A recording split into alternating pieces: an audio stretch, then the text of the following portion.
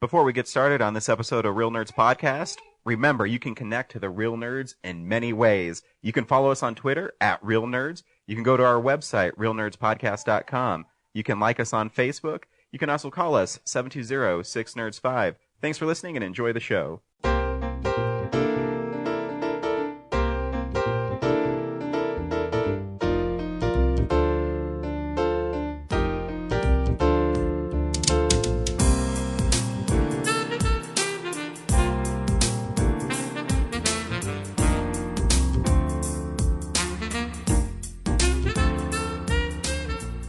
Welcome to Real Nerds Podcast, unofficially the official podcast of Denver Comic Con 2016. We were also of 2015, so that's all right. Of 2016 and beyond. I am Ryan. With me is James. And only James. Brad this weekend is filming his 48-hour film festival project that kills him. He's so funny. Every year he says, "Oh man, I don't know if I'm gonna do it this year." And then inevitably he gets really excited around this time and wants to do it. And it's usually really fun. It is. And I'll give people a little sneak preview because I've been watching Brad on Instagram.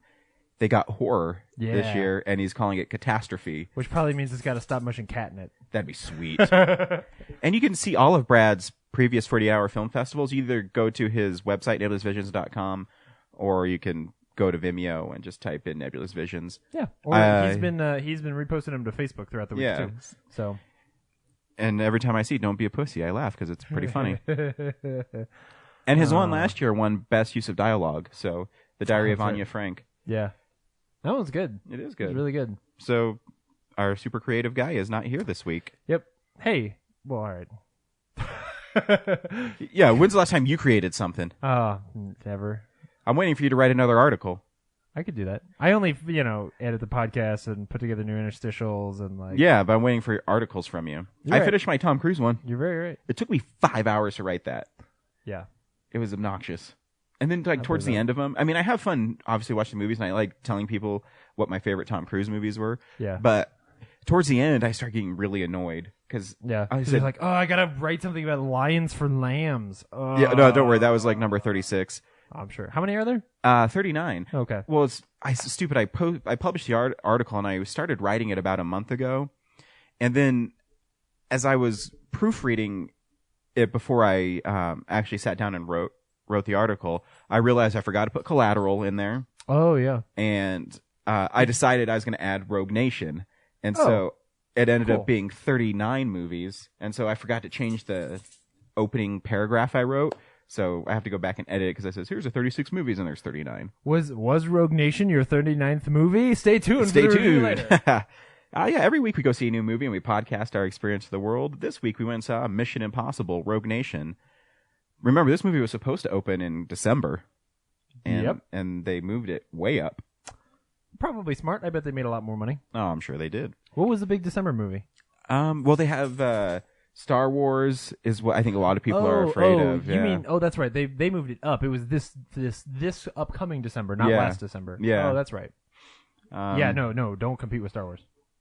Because I think it actually opened the week before Star Wars originally. Yeah. But they're worried that Star Wars would just cannibalize everything. Yep. So, yeah. I hate when I do this, but last week I forgot to tell people what to watch at their Alamo Drafthouse. Yeah, you did. I hate when I do that. I do too. They're going to be like, fuck you, we're never sponsoring your podcast again, you assholes. Yeah.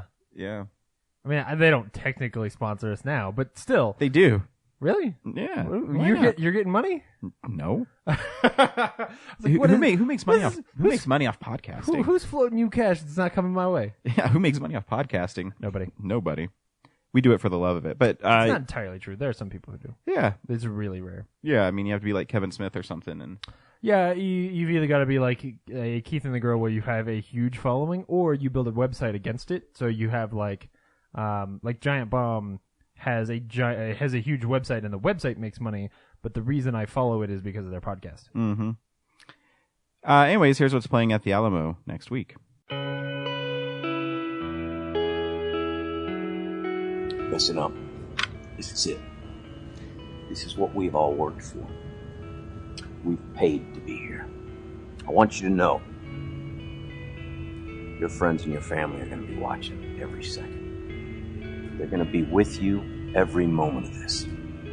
So let's do it for them. Let's do it for each other. And let's make sure that we have some pride.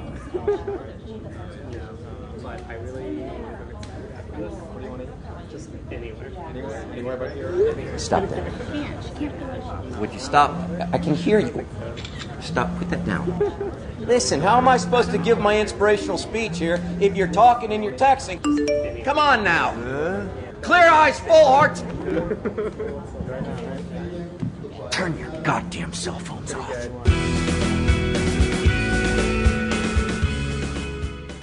I'm really excited because the one you just listened to is a brand new Alamo PSA that I don't think I've seen in a theater yet, where Kyle Chandler reprises his role as you love Kyle Coach Chandler. Taylor. Oh, Yeah. it's like made for you. Yeah, I really like it. So if you didn't get the joke, then like go fucking watch some Friday Night Lights because that show is great. Oh man, What's really cool about the Alamo is, remember, every month they kind of have a theme. Yeah. This month I'm excited. Sinister Saturdays, which is horror movies leading up to the release of Sinister 2. Hey, so I have a quick question Sure. because I'm not a horror guy, so I should know this answer, but I don't.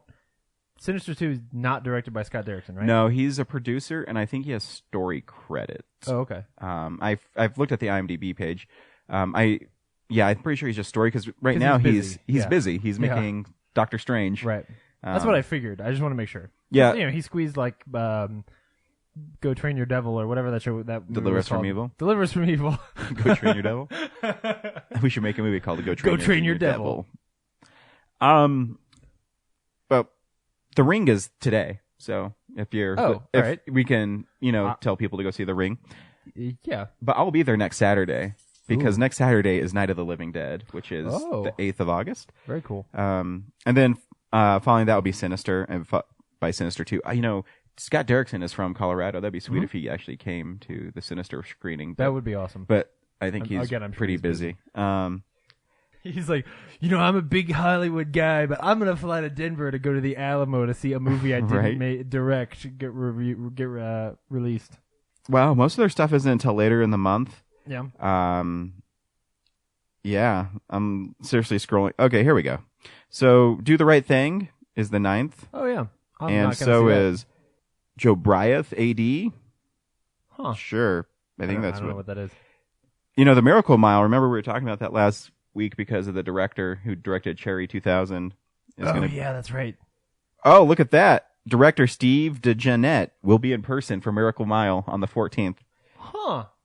We can go ask him why Amazon keeps telling me to buy Cherry 2000. Maybe I should just buy and watch Cherry 2000 so that way Yeah, I'm an educated Steve DeJarnett person. I heard Blu-ray.com gave Miracle Mile a 5 out of 5, so it must be a good movie. I don't know. Well, I'm not going to start with the good one. I'm going to start with Cherry 2000 because I think that movie sounds amazing. Totally. So yeah, that's what's playing this week at the Alamo. They have a bunch of stuff coming up a little later in the month, and when it gets closer, I'll let you guys know. Cool. Cool. What are we doing first? I don't care. What do you want to do, James? Let's do what we've been watching. Okay. I want to get that out of the way. Out of the way.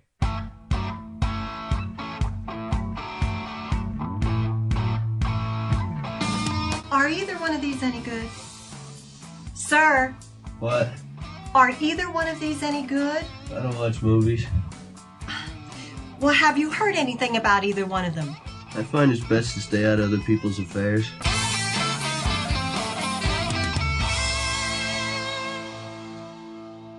Kellen, what have you been watching? Well, Well, he's been reading Silence of the Lambs. You can see where he's been eating the book. I know. Earlier he was playing with it. I was like, I need to take a screenshot of that or a picture of that and send it to my mom because she'll think it's hilarious and horrible. But yeah, look at him. They're like, he's almost willing to let go of things and walk. Yeah. Like he's walking. He just doesn't know that he can. He's pretty funny. Do you want to play with my phone, buddy? There you go. This week I saw a few things. Good. I can't remember. I didn't talk about Piranha last week, did I? No, did you watch Piranha? I did. Not the new one. I watched the Joe Dante, Roger Corman Piranha. Right. Yeah. from 1978, I think is when it came out. That sounds about right. And yeah, it's basically a Jaws ripoff, Oh yeah.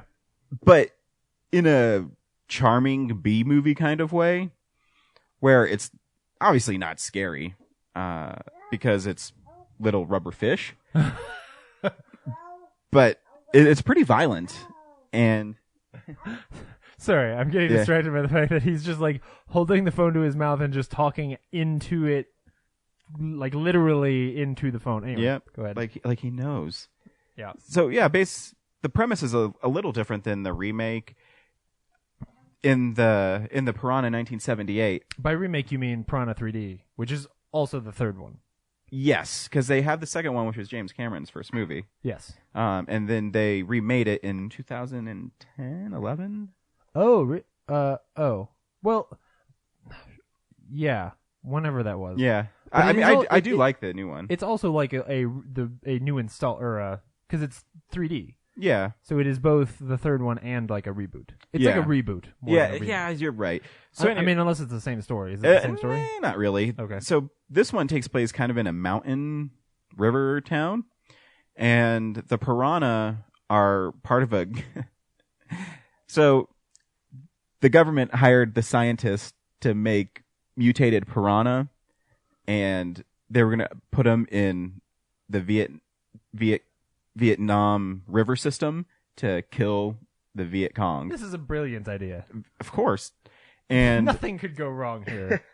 so these two kids go swimming in this off-limits tank, and they get eaten by the piranha, of course. Not before there's some gratuitous nudity. Right. And so they get eaten, and their friends come looking for them, and they drain the pond, or the experiment tank. I don't know what you'd fucking call yeah. it. Is there a skeleton in there? Yes, there is. Oh man, it's the skeleton of the dude. And so they drain it, and then they unleash the piranha into the river system. But they're okay as long as they can make it to the dam before they open the dam and it shoots all the piranha into a kid's summer camp. No. Yeah. Why are the kids summer camping right outside of a dam? Like why would James, why don't would try the to summer get- camp get flooded by a dam?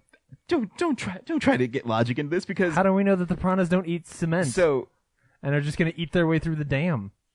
That sounds like the way the movie should end. Oh my goodness, is that how the movie no. ends? So man. but along the way, the piranha obviously are eating people. Yeah. Like this guy who's fishing and has his legs in the water, Yeah, and right. he gets his legs eaten. And as the other, When he pulls his legs out of the water, are they just skeleton legs? so as the as the people that are trying to warn the kids about the piranha coming on a raft, because that's the fastest way they can get there. And so they're going down the river on a raft, and they notice a dog just barking on the duck, but blood everywhere. So they get off their raft, and there's that dude like drug himself up the like bank. Yeah. And yeah, he has nothing but like skeleton legs with like with pieces of flesh on him. So they make it It's to like the it's like the scene with Dante's Peak with the when the grandma walks through the water. Yes. Remember that? Oh Yes. gosh. Uh, That scarred me as a child. So they make it to the dam before the dude opens the dam and all the piranha get out. Oh good, happy But ending. no, but lo and behold, all the piranha have to do is swim like to the right. There's another way for them to get around the dam. They're literally, they go to a map and Poorly they point. conceived plans. I know, they point to the dam and they say, "Oh, look, there's another way for the piranha to get there."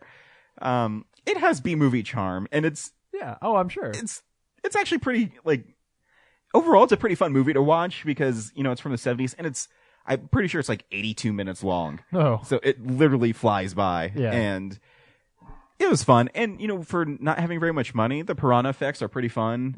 Yeah. I mean, you can tell they're rubber fish, but it was cool watching the special features and having Joe Dante describe how they made the piranha attack the raft and stuff. They basically had guys underneath with rubber piranhas On stuck sticks. to sticks and Yeah. just like jamming them up. And then as the special features went on, our good friend Phil Tippett Hey! that was one of his first movies he did special effects for. Really? So yeah, That's he cool. he went from that to Star Wars. Oh, so well, good for him. yeah. Step up. So yeah, he he made it. I think is what I'm saying. And those special features must have been shot a while ago because he looked pretty young in them. Oh yeah.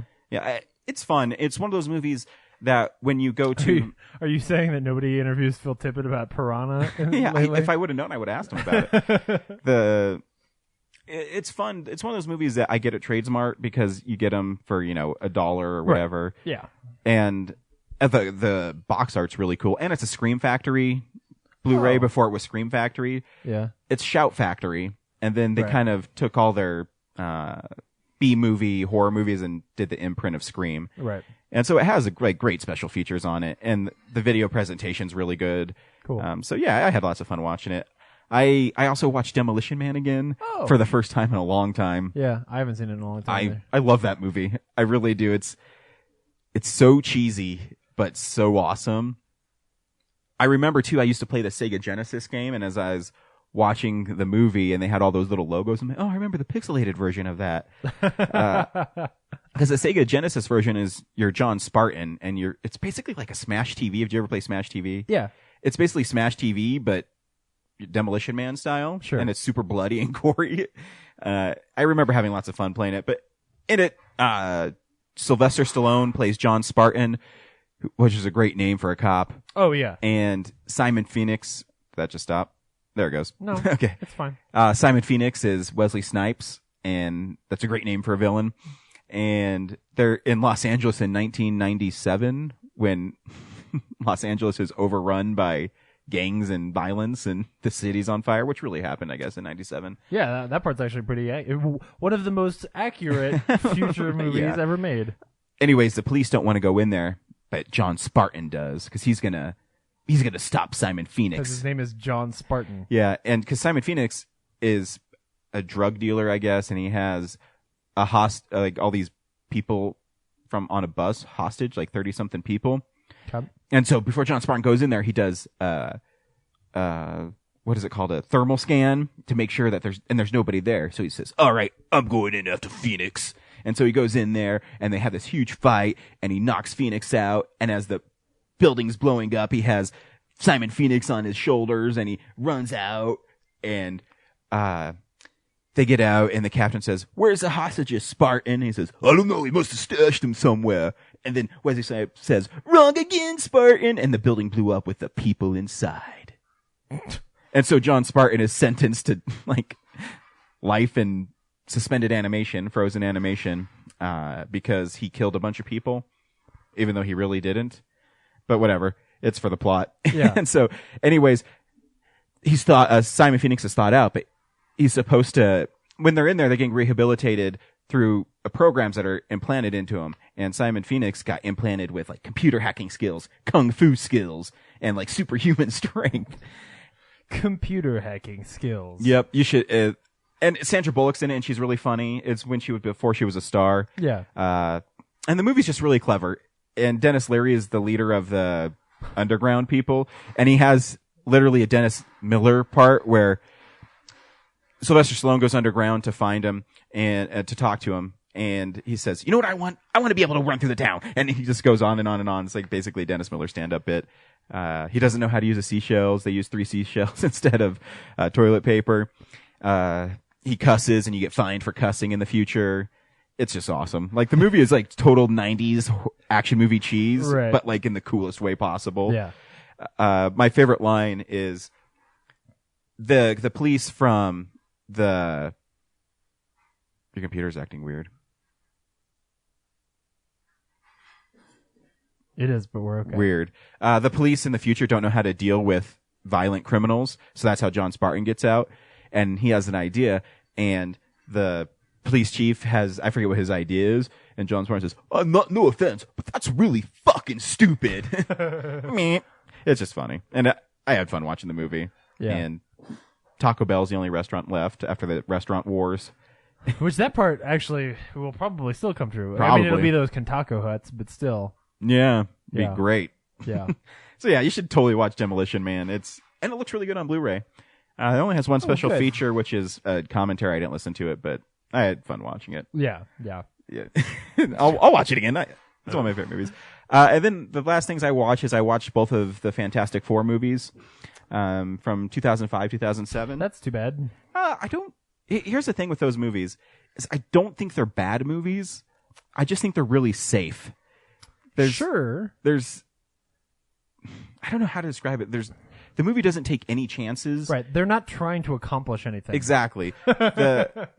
And I think, and it's not the actor's fault, but I think Reed Richards is really boring in it. Yep. Jessica Alba is really miscast. Yeah. I think anytime that you, like, I think whiteface in general is just a bad idea. Yeah, so, that's the thing like, is you don't, that was at a time in 2005 where they thought that people wanted, a blonde hair, blue-eyed Sue Storm. No one cares. And well, it was also at a time when they just knew that if they put Jessica Alba in a movie, it would make money. Yeah, because So- they also had this stuff where, she's the invisible woman, so, Right. oh, what happened to her clothes? And she can't hold her invisible powers very long. Uh-oh. Yeah. Yeah. But I will say that Chris Evans as a Human Torch is awesome. Mm-hmm. Yeah, he's fun. He's great and even Michael Chiklis as the Thing is pretty good. Yeah, that was actually pretty good casting, I think. So those two, and they're actually given the best arcs in the films. Yeah.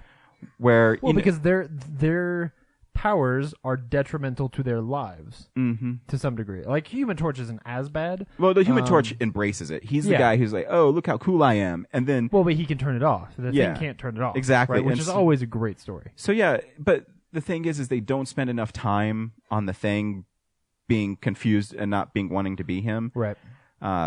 Even though in the first movie he gets cured by Doctor Doom, and so he's so happy. But then he realizes that the Fantastic Four needs him, and he turns back into the Thing, and that's cool. But they had that really forced. He's engaged, and he comes back, and he's a monster. And Andrea from The Walking Dead is his fiance, and she sees him, and she's scared and doesn't love him anymore. And then Yeah. he ends up meeting the really nice blind girl, but I don't know. It seems too safe. And Yes. I mean, I understand that they're trying to make it seems like it's more of a kid superhero movie Oh, it totally. where it's geared to younger people. Yeah. So the first one isn't too bad. The second one I don't think is bad either. They're very much of their time because Mm-hmm. at the time those movies were made, that's kind of what comic book movies were. I mean, even as good as Spider-Man 1 and 2 are, they are not as safe, but they are made with the premise that we're going to make toys, we're going to make money on kids. Like Sure. they were still for kids and not necessarily aimed at the geek audience as much as they are now, right? It wasn't as much. Those Yeah. movies weren't chock full of homages to fandom stuff and things like that, the way that the Marvel movies are, or even the DC movies are now. Like, because what they're pandering to there is the comic book fan audience, whereas at the time they were just like, oh no, these movies, like they're superhero movies, are for kids, Yeah. still older kids, but kids. Yeah, I mean there are some really cool parts in the Fantastic Four movies. I mean, I had fun watching them. It's just there's just moments in them you're saying, "Oh, it's kind of lame." Yeah, like it's Doctor Doom. Doctor Doom could be awesome, like dark and cool. He could be the fucking Darth Vader of that little series, and he just feels a little bit plastic. Yeah, and they give him goofy like electricity powers, Yeah.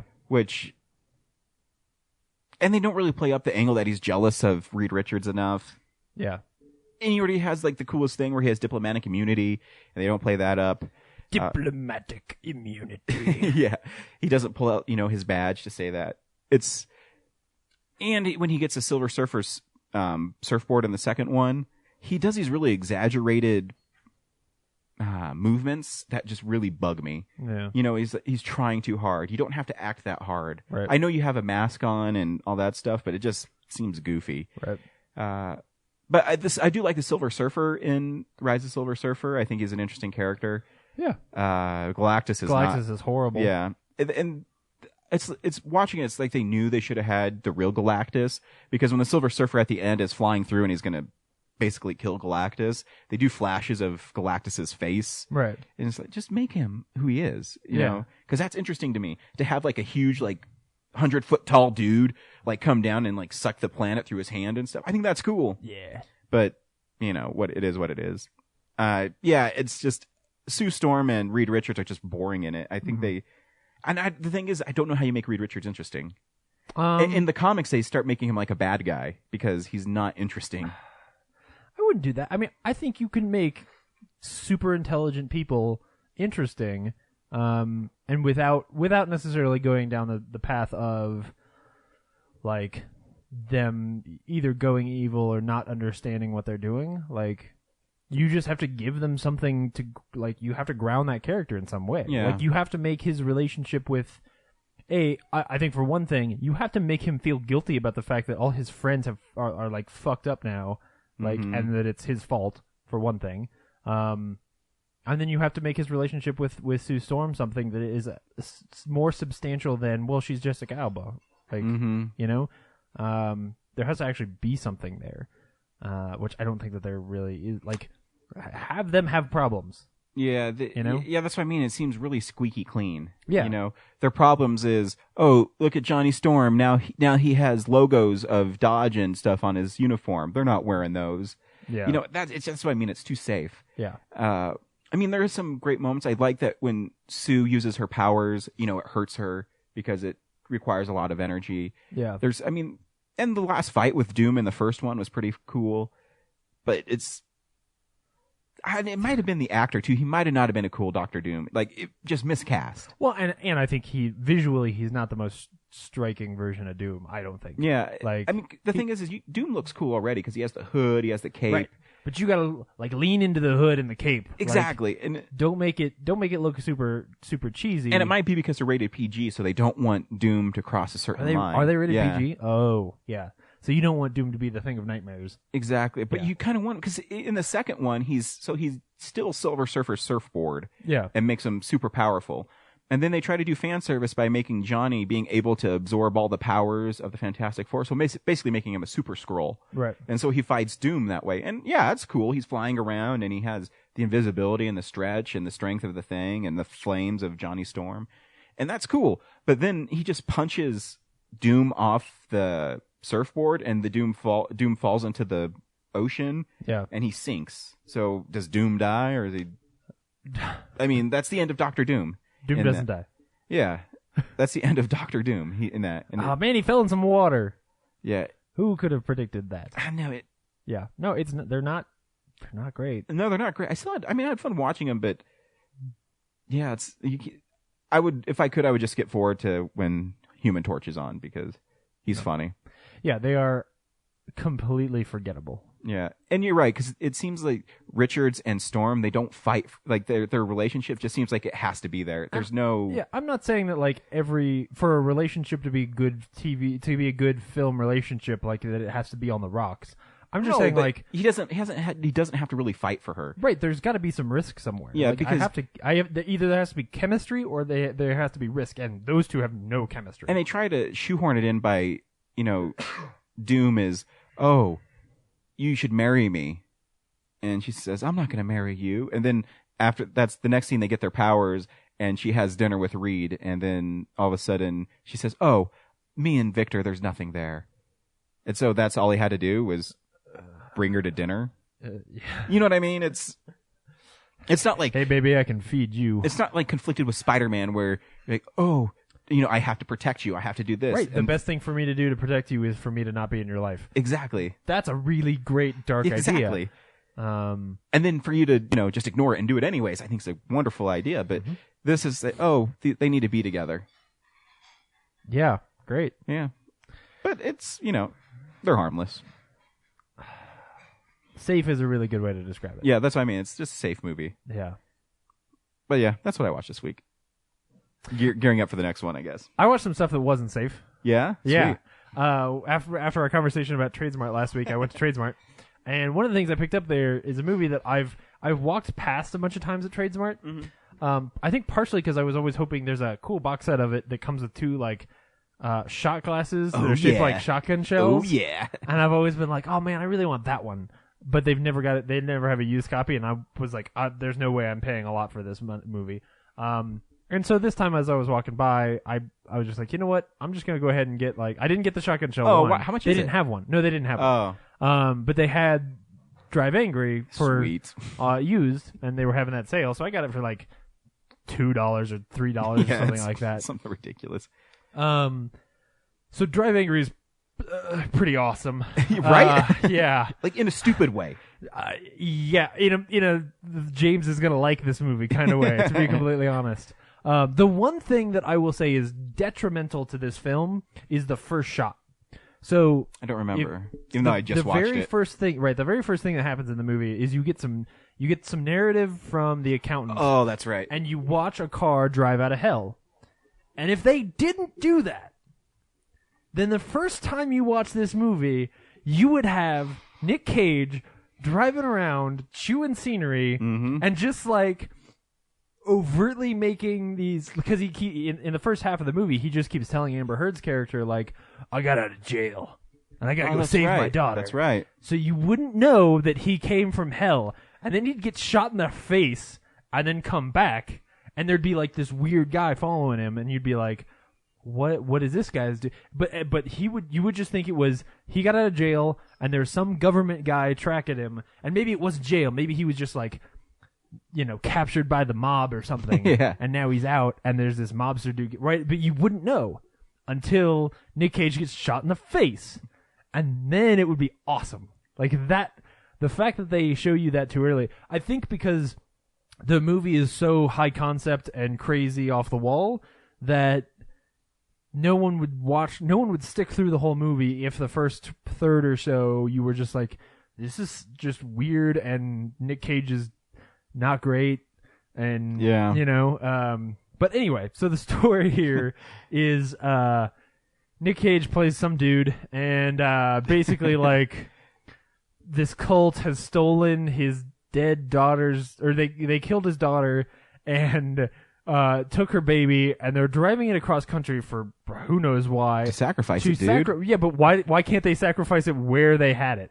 Because they have to go to that really cool cemetery. They have to go to some campground somewhere where the final scene takes place. Yeah. Anyway, so they're driving across country. He drives out of hell because he's like, I have to save my granddaughter, right? And he picks up Amber Heard along the way. There's a really great scene. Amber Heard's character is great. Like, genuinely cool. Yeah. Her first scene where she's working at this diner, and the guy who runs the diner is just a jerk, and like she beats the shit out of him and quits her job and ends up going with Nick Cage.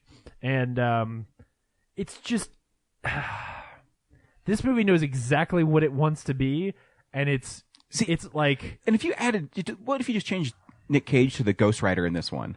Dude, that's an awesome Ghost Rider movie. That's what I mean. This is a better Ghost Rider movie. You make it than rated all R. Ghost Rider. Yo. You know what I mean? Yeah. Oh yeah. And you make him fight demons and shit, and shoot I think demons. there's some jokes you probably couldn't get away with, like the sex joke. I don't know that works with Ghost Rider. Probably not. But you don't need it. But how great no, is that scene? That scene is really good though. Like Nick Cage is totally wearing clothes. Yeah, he's so all right. Take a step back. So the scene is, she takes this guy from the bar back to her room, and what we find out is that the room right next door is the room that Nick Cage is staying in, and Amber Heard's character like makes this comment about the fact that she can hear like the woman next door screaming because they're having sex, and we pan over, and there's Nick Cage lying in bed, not moving at all, fully clothed, and she's just like, it's this bizarre scene because she's just like pretending like it's the most amazing thing ever, or maybe it is, I don't know. Maybe the implication is that he's so cool that he doesn't have to move, and that's what I want it to be, because the character does walk around as if he's so cool that he doesn't have to do anything. I mean, that's the impression I get, because it literally means he just pulled like his wiener out of his pants and had her sit on it. You know, and like, I'm that good, ladies. I'm that good. I just sit there. Oh man, it was pretty ridiculous. But anyway, besides this, is a bunny trail. And then he's rolling around like shooting dudes' faces off, like still having sex with her. Yeah. It's not quite as good as the equivalent shoot 'em up scene, but still pretty funny. Yeah, it's still pretty funny. But bunny trail. So he goes with Amber Heard, and like she's got a couple of awesome scenes. The nice thing is, she's never a romantic interest for Nick Cage, which is cool. Like, I appreciate that. Yeah. She gets captured, but every time she gets captured, she is pretty much a badass about the whole thing. She's got that scene with the guy I haven't talked about yet that is the reason why I love this movie, but she's got a scene with the bad guy near the end where she's in his RV. Oh, yeah. His evil RV.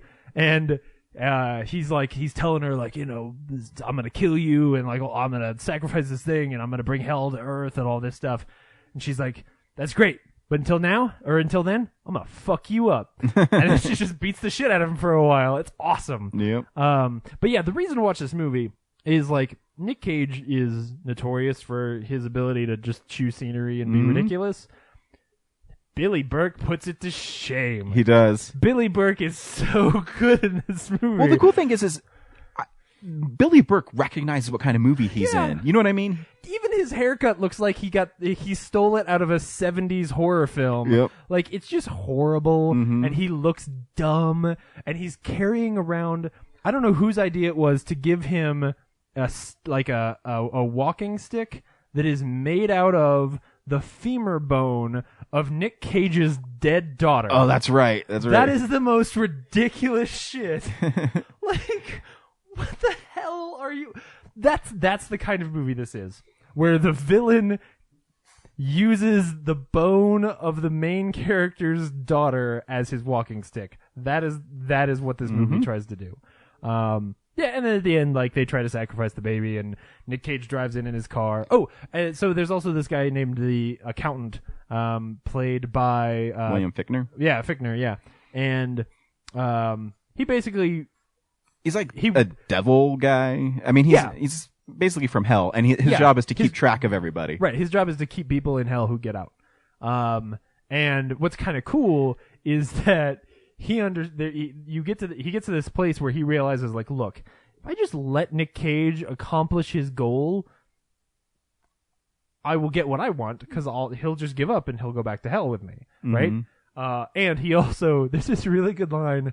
I don't remember if Fichtner says it or, because the whole story is that Billy Burke is a Satanist who wants to bring hell to earth, and there's two really good comments on that. One is that there's a guy who runs into the accountant and says something about, like, you know him serving the master or whatever, or his master being Satan, and Fichtner says, like, that's funny because he never mentions you. Like, like, he's just really flippant about, like, dude, Satan doesn't give a shit about you. Yeah. And then there's a scene where they're talking about this whole baby sacrificing thing, and Fichtner says, or the accountant says that, like, there are a few things that he hates more than people, like, thinking that sacrificing children makes him happy. Which I just thought was hilarious. Yeah, because towards the end, he realizes, too, he's going to help Nick Cage. He's like, I'm just going to help him because this guy is a clown. Yeah, he's like, this guy's an idiot. Like, if I just help Nick Cage, then Nick Cage gets what he wants, and Nick Cage will go back to hell with me, and then I'm cool again. Because he also helps Nick Cage with the police barricade. Yeah. Because you think at the beginning he's the bad guy, but he's really not the bad guy. Right, yeah. His job is literally just to keep track of people. Right. But he just happens to have sweet, cool devil powers. Yeah. Which those scenes are always ridiculous. Oh, yeah, they're totally stupid. This is a movie that if you gave it more budget, my hope would be that the only thing you would do is you would replace all of the CG with practical effects. Yeah. Because there's some times when, like, the car chases and some of the car effects look not as good Yeah, I agree. because of the CG. But whatever, like, this was a cheap movie. Yeah, but you still have fun watching it. Actually, I read an interesting article about the writer of that movie. Yeah. His name's Todd Farmer, and he's actually in the movie as an actor. He's the big bald guy at the beginning, Amber Heard's boyfriend. Oh, yeah. Who's cheating on her. He also wrote Jason X. Of course, hold on. Of course, the writer writes himself in as the dude who gets to have the, like, gratuitous sex scene at the beginning. Well, here's a funny thing with him. He's actually, he wrote Jason X, and he's in Jason X as the guy named Dallas. His next movie was My Bloody Valentine 3D, which he's also in a gratuitous sex scene, and he gets murdered. My goodness. And then he's in Drive Angry. But I read an article from, I think it's a Hollywood Reporter, where he actually became homeless after that. After Drive Angry? Yeah, because Jason X wasn't a big success. I think it still made money, but it wasn't, Yeah. It made like $15 million. It cost $10 million. So, that's not a bad return.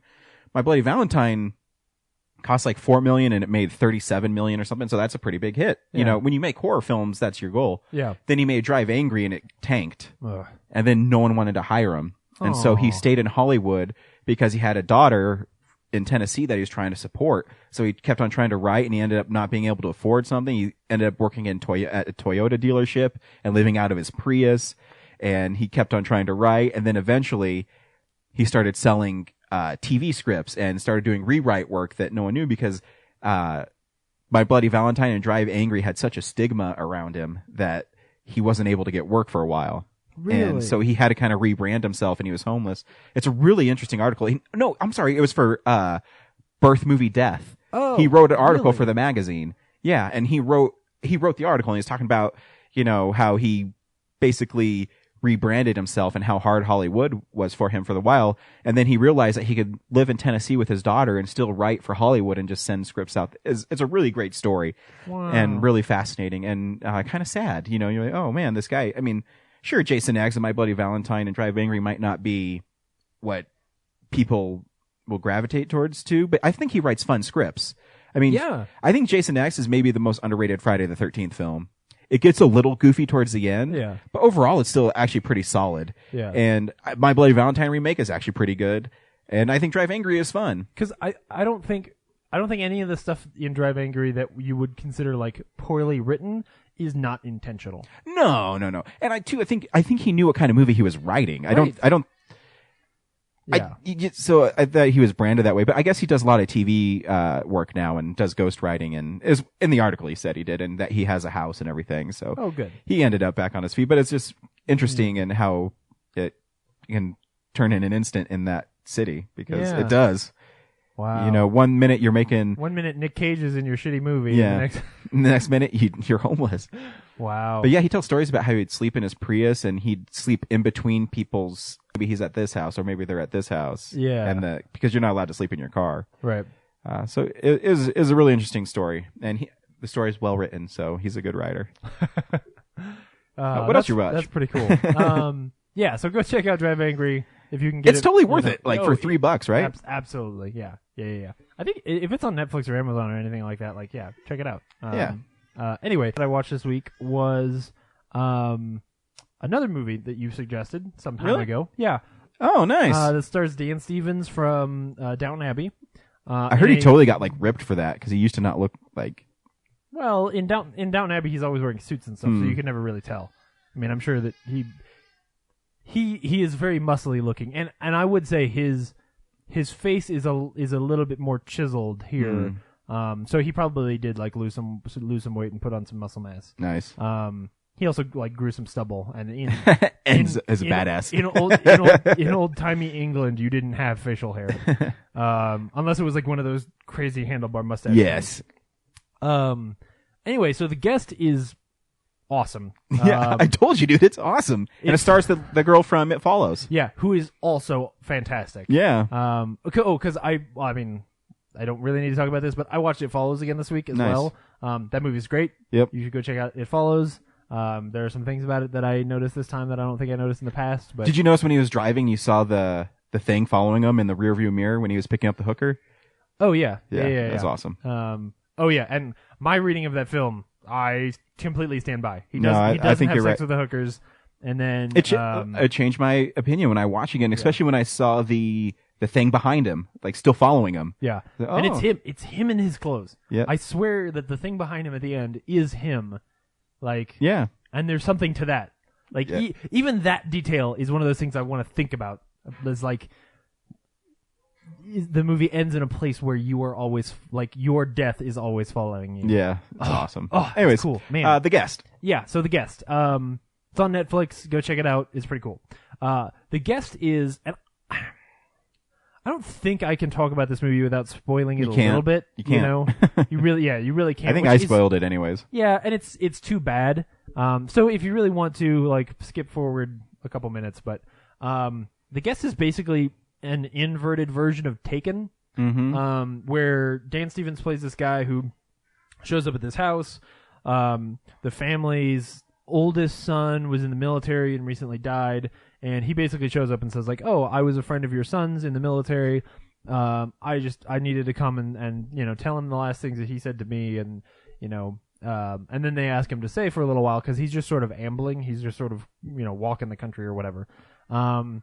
And at first, you think it's one of those movies. You think it's like basically a ripoff of an 80s Hulk Hogan plot. Sure. Where the son is getting, or the youngest son is getting beat up at school, and then the girl. It's like Uncle Buck, but with a badass. Yeah. Right? Yeah, So, yeah. yeah. So like the older girl is like getting into this sort of punk scene, and like has a boyfriend who's kind of a jerk, and she's a bit of a rebel, and she's the one played by the girl from It Follows, and then the parents are just normal parents, but.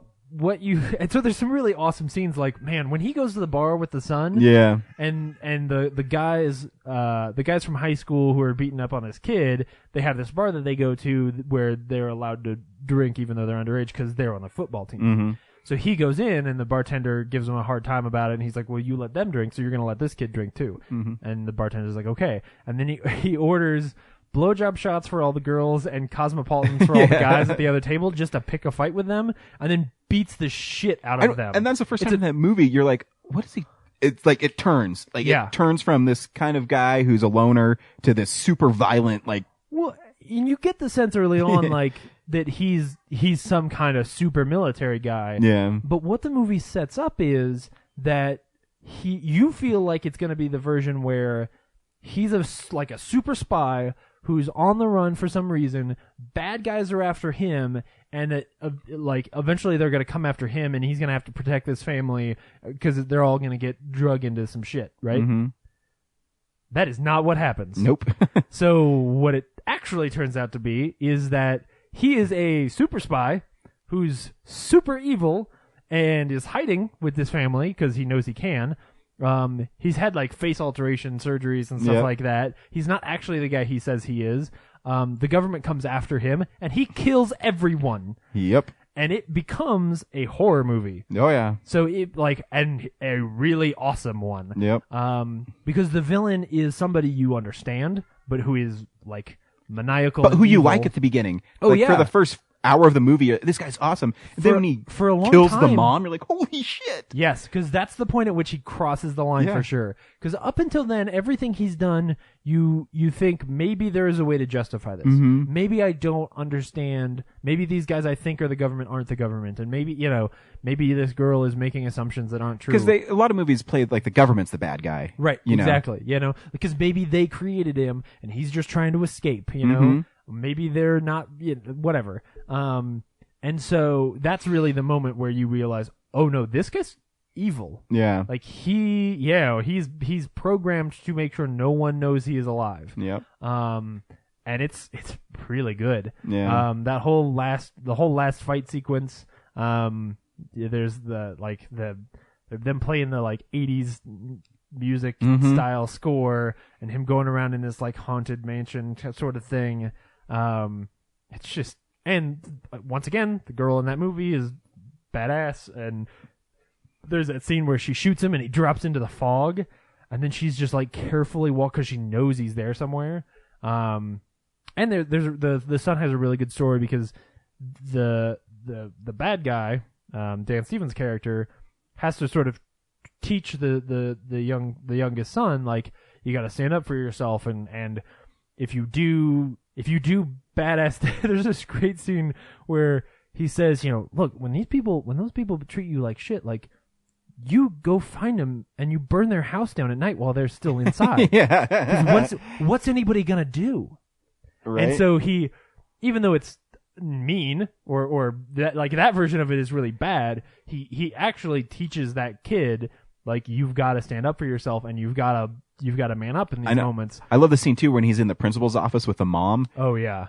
Oh, it's awesome. Oh good. Or when he's carrying the keg at the party and all the girls. Oh, Yes. dude. Because that's the other thing, is that it starts, so like the girl side of it is that she starts falling in love with him. Yeah. Right? Like, because he's big and hunky, and he's mysterious and seems kind of cool, but she's smart. Yep. And as soon as she gets one little whiff of, I think this is bad, she turns, and she can't be broken from that. Yeah. Like, it's not she doesn't waver like the younger son does, because he wasn't Yeah. there for I think that conversation. I think towards the end, I think even at the end, the younger son still kind of likes him. Oh, totally.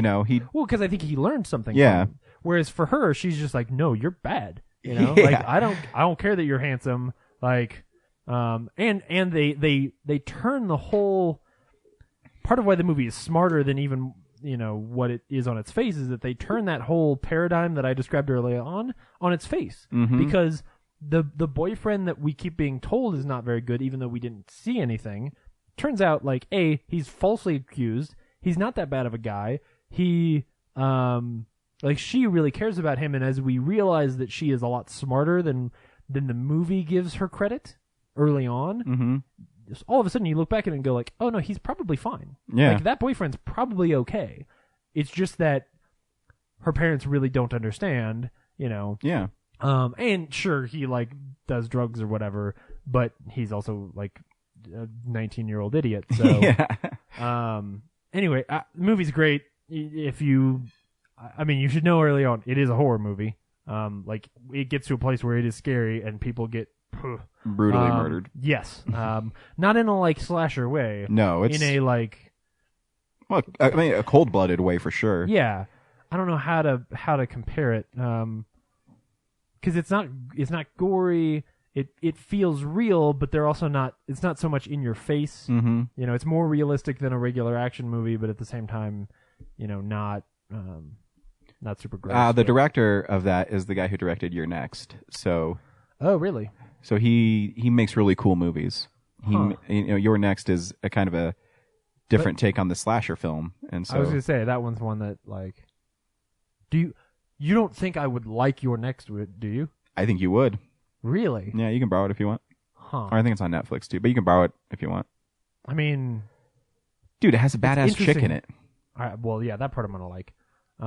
It's interesting because, like, Brad didn't like it very much because he said you didn't get a chance to know the characters. Mm-hmm. But I think that's part of it. It's you're being attacked by people you don't know, and Right. they're just seemingly randomly attacking you. But what's cool about Your Next is they're attacking them, but they don't know that the young lady that they bring is like some survivalist badass, yeah. and from the Australian outback who just turns the table. It's a pretty awesome movie. Okay, maybe I'll check it out. Yeah. All right, because this It's not. It's more of a conventional horror film, but it does take turns where it's Okay. where you expect it to go, and then it just tweaks it more. Yeah. So Interesting. I would recommend anybody who isn't a fan of slasher movies would probably like Your Next. Okay. And if you're a fan of slasher films, you'll really love Your Next. Okay. Cool. Yeah. So I mean, that's everything that I watched this week. Cool. It was a good week. Yeah. What should we do next? Maybe some DVDs. Sounds good.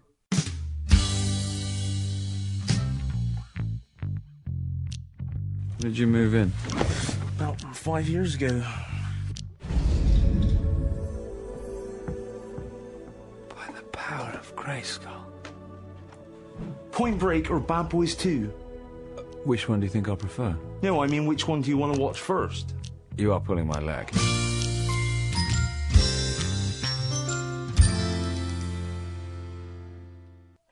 Insurgent. I've never seen those movies, and I don't want to. And I don't want to. I like Shailene Woodley. I do too, but I like her in The Spectacular Now. Yeah. And The Descendants. She's good in that. Oh yeah, she is. I just don't want to ever see another 11-year-old movie again. 11-year-old. Yeah, That's funny. it's for 11-year-olds. There's the third season of Orphan Black, which isn't a very good show. And Child 44. Which I really was that- wanted to see, but you guys are like, I don't want to see a depressing movie. I think there was something better that Probably. Yeah, I don't think that. It's a movie I'm going to wait till it's on Netflix. I'm sorry. Can we roll back a second? Sure. Can you see me having said, like, oh, I don't want to see a depressing movie? Like, No, probably not. right. Like, of the three of us. The big one is Inner Space. It's getting a Blu-ray release this week. Mm-hmm. Which I have not seen in a very long time. I barely remember it. I really liked it as a kid. Like, it was one of those staples in my family. Sure. It's one of those ones I saw like on TBS or TNT all the time. Yeah. You know. I specifically remember that as a kid, the threat near the end of, like, something inside of you getting really big while it's inside of you was really disturbing to me. Like, it just that one's really like stuck with me as, something kind of horrible. I'm getting Wormwood, which is Are you? It's called Road of the Dead, which is an Australian horror film that's super well regarded. They say it's Dawn of the Dead, but meets Mad Max. Is it recent or is it? Something Yeah, older? it came out really recent, but I don't know if it's ever. It had been released in theaters, but it's it's Mad Max meets Dawn of the Dead, where it's this badass. Do you see that dude on the cover? He's wearing like armor and a gun, and He's he like has a Mad Max looking kind of dude. yeah, with and I guess a he has to drive hockey mask. from one side of Australia to the other, and the road's just filled with zombies. Oh, okay. So I can't wait to see it. Cool. I heard and it's a Scream Factory, so I heard it's Oh, well, there you go. The cover's awesome. yeah. It's Scream Factory because it says IFC. Yeah, but I think Scream Factory is putting it out if I remember right. Oh, okay, cool. True Story is not biggest release, but We saw that. we saw that movie. Mhm. It's okay. Yeah. There's some cool stuff in there. Yeah, good acting. Yeah, the acting is really good. The story could be better. Yeah. Which is weird to say about a movie that is true. Saying, wow, Yeah. they kind of dropped the ball on. Yeah, you feel like when if you title a movie True Story, I feel like the script should be of a Sorkinian quality. Yeah. Like it should Yeah. be a pretty dense and complex script. You know, when I was and doing it- my it list wants for to be, but Tom Cruise movies, and I put A Few Good Men, and I realized how great the script is for that. I'm like, oh man, I want to watch that movie or something with Sorkin. yeah. I did technically in the last week or so finish rewatching The Newsroom with my parents again. That show's really good. Okay, so I don't know what he ran all the way, but I like the cover. It looks really very film noirish. Oh yeah, What who's in that? John Garfield and Shelley Winters. No. He ran all the way. This probably has nothing to If it do opens with up. like a noir film. It looks very noirish though. Oh yeah, of course my computer is being super slow right now, so it's not going to open up very fast. But That's all right. Free Rob- Willy. yeah, Free Willy on Blu-ray. Robert Mitchum's Foreign Intrigue. A movie called The Nightmare that looks like some kind of horror film about killer pillows. Yeah, Not a lot this week. yeah. no- Toolbox Murders 2, that's a Scream Factory. Oh really? But it's okay, so Scream Factory, they also will take new horror films and put them out. Oh, and, really? Yeah, like they did that for The Battery. Yeah. So the first Toolbox Murder is a really famous horror film, and then it was remade by Tobe Hooper, who made Texas Chainsaw Massacre. So I don't know. I might not. I didn't pre-order that one because I wait till Blu-ray.com reviews some of them. Yeah, I think especially if they're new. Yeah, especially new horror because it can be cheap and horrible. Yeah, like they might just be doing it to help get that movie released rather than Exactly. it Like, really being of the sort of cult status quality that you. and it's usually probably a expect. movie too where they can get for cheap and put out and say, "Oh, here, if we sell this many copies, we'll give you a cut of it or something." You know what I mean? I love the dramatic music you added to Cherry 2000 last week. Thank you. Here we go again. Okay. Nick Roby is a dim-witted thug who lives with his mother and scrapes by on petty crime. He and his slick accomplice... Oh, I'm sorry. I didn't lead into this at all. This is the... He ran all night. He ran all night explanation. He and his slick accomplice plot a big-time payroll robbery, but their plan goes horribly awry when they're discovered by a uniformed policeman. This is not much of a plot at all. A shootout ensues, leaving Al and the cop wounded and Nick on the run. While seeking cover, Nick gets Peggy Dobbs, a lonely young girl who takes Nick to her family's apartment. While there, the paranoid thief decides to take the family hostage until he can escape. This was the great John Garfield's final film. He died less than a year later, blah, blah, blah, blah. This is, wow. Doesn't sound like it's very film noir. No.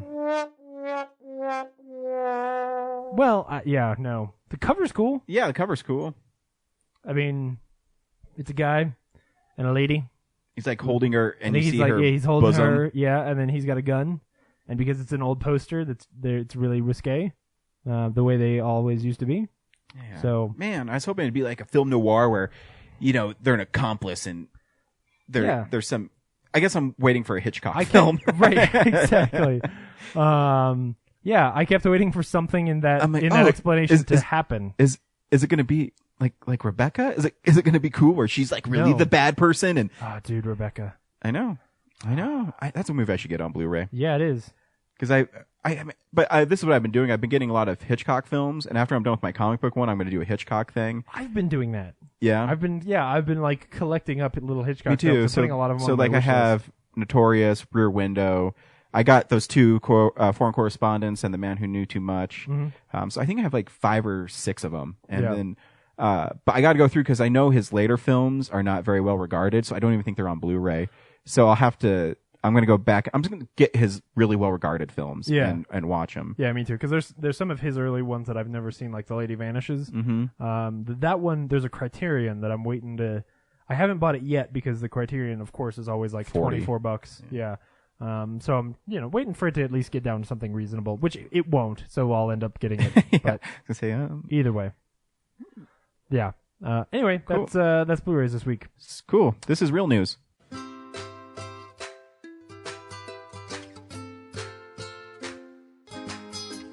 In other news, the Prime Minister of Sweden visited Washington today, and my tiny little nipples went to France. The White House Reception Committee greeted the Prime Rib Roast Minister, and I do the cha-cha like a sissy girl. I do the cha-cha. I'm sorry, we seem to be having some technical difficulties.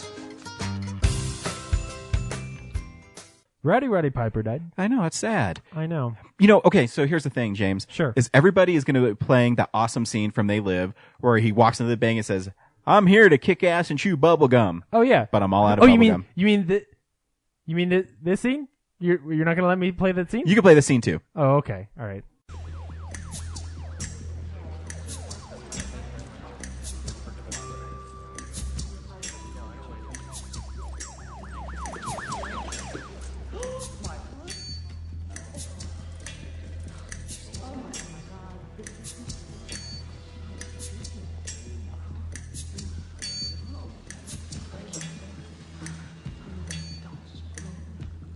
I have come here to chew bubblegum and kick ass. And I'm all out of bubblegum.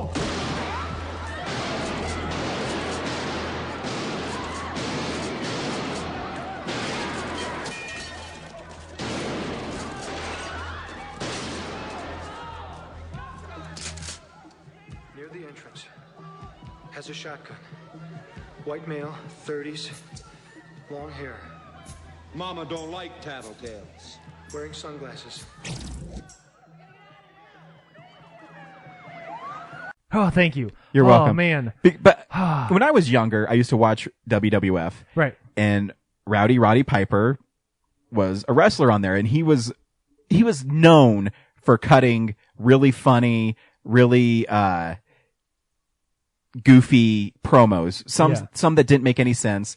And here's one of my favorites where he is calling out Hulk Hogan as the Boy George of the wrestling world. He'll be in action Saturday night, November 3rd at the Boston Garden. It's after Halloween now.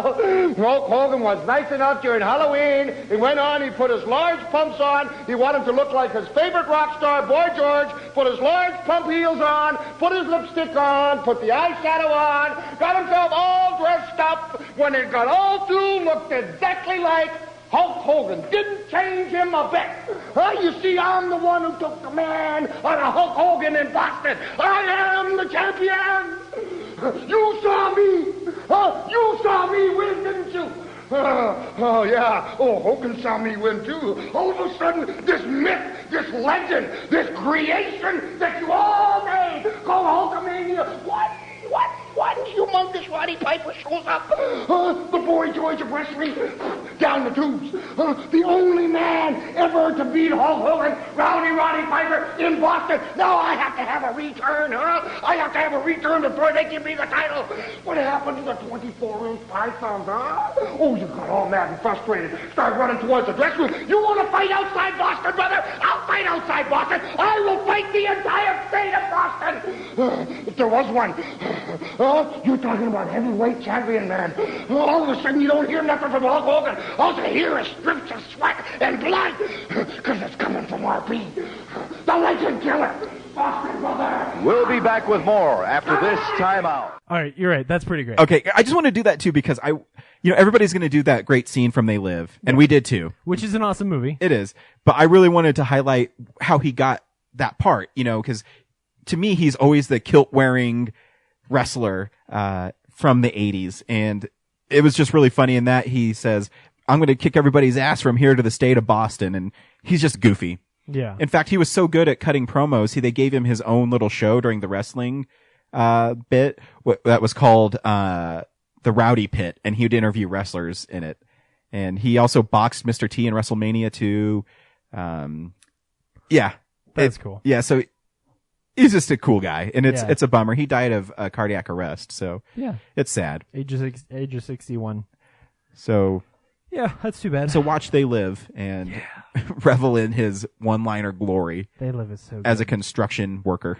Man, I feel like I missed out on They Live. Like, why I never saw They Live when I was like 13, I don't understand. Yeah, it's one of those movies that I always rented from Blockbuster because the VHS box art was really cool. I was about to tell you the exact opposite story. Really? Yes. When he's pulling the shades down and you can see like the monster in the shades? Right. I always thought it was a gross horror movie, so I never rented it. Oh. It's the same reason I never saw I always thought that the cover for Evil Dead 2, the skull with the eyes is eyes amazing. in it, it's great now, but when I was a kid I was like, that's clearly a movie I'm not supposed to see.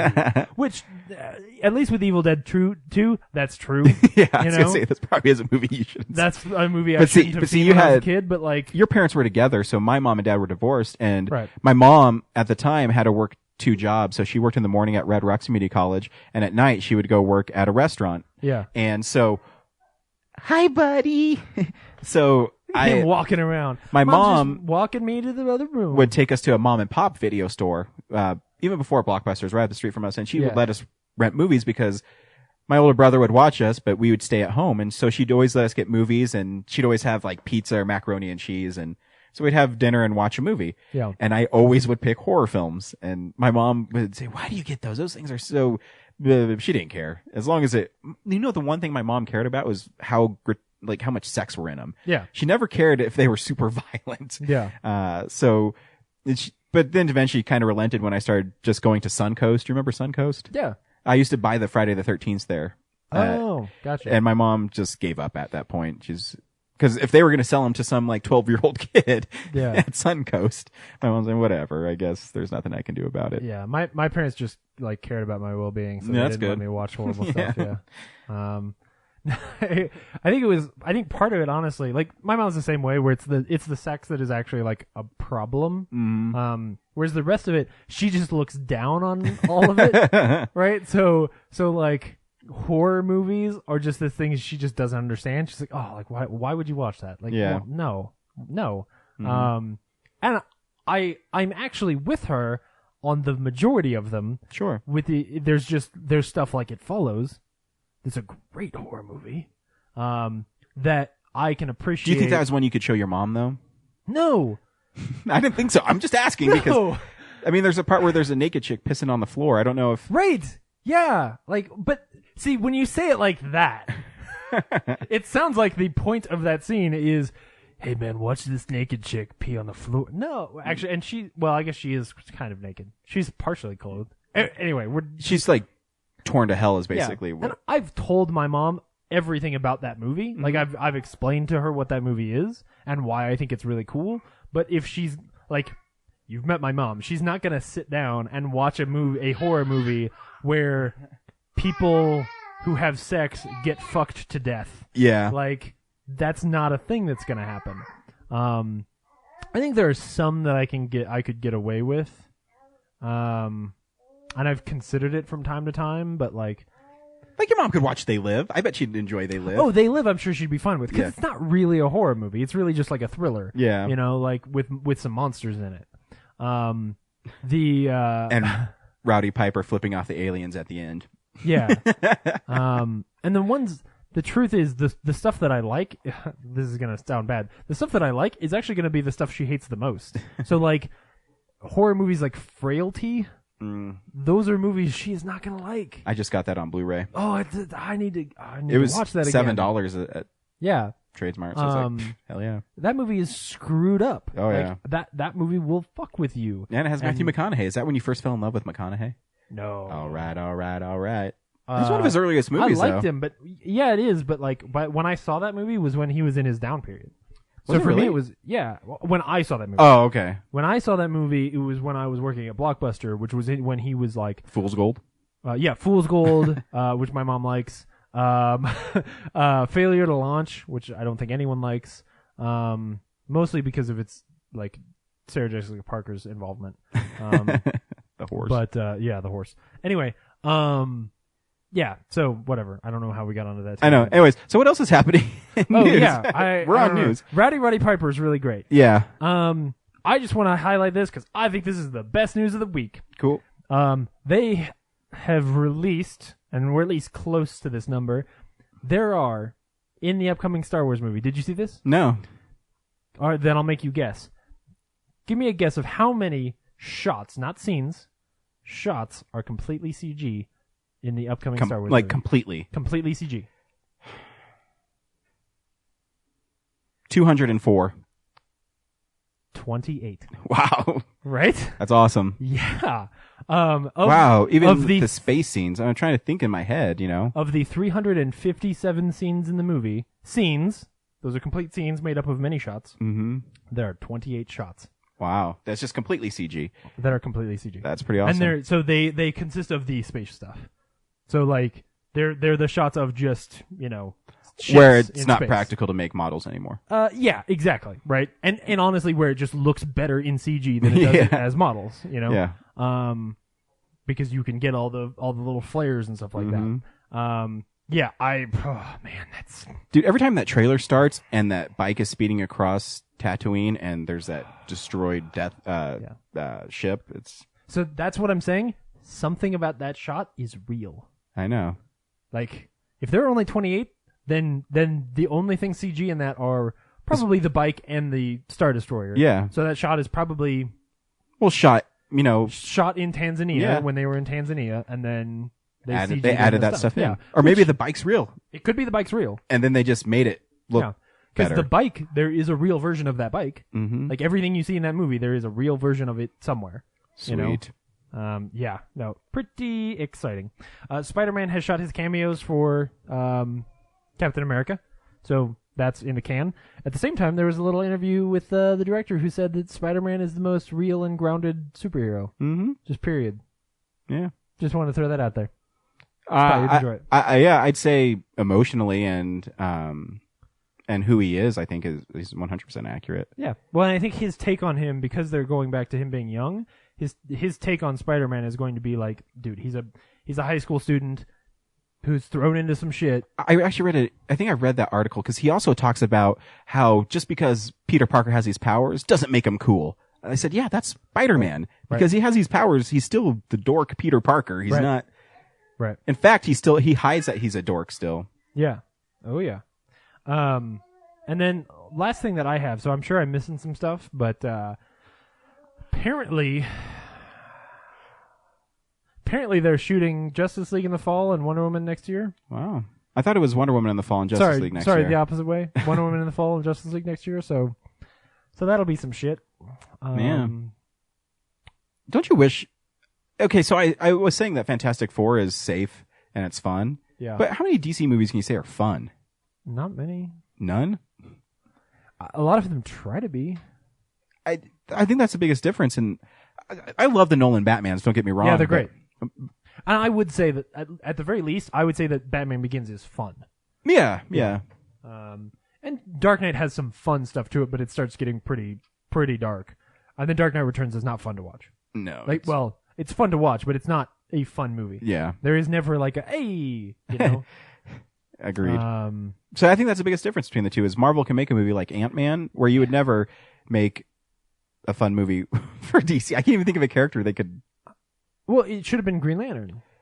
I guess, I keep going back to it. Green Lantern was their chance to Iron Man a character, and they fucked it up. Bad. They missed a lot of what was potentially really cool. Callan's trying to lift the vacuum. You're not quite that strong yet, but I think the vacuum weighs more than him. I guarantee you that vacuum's heavy, and he's not. No.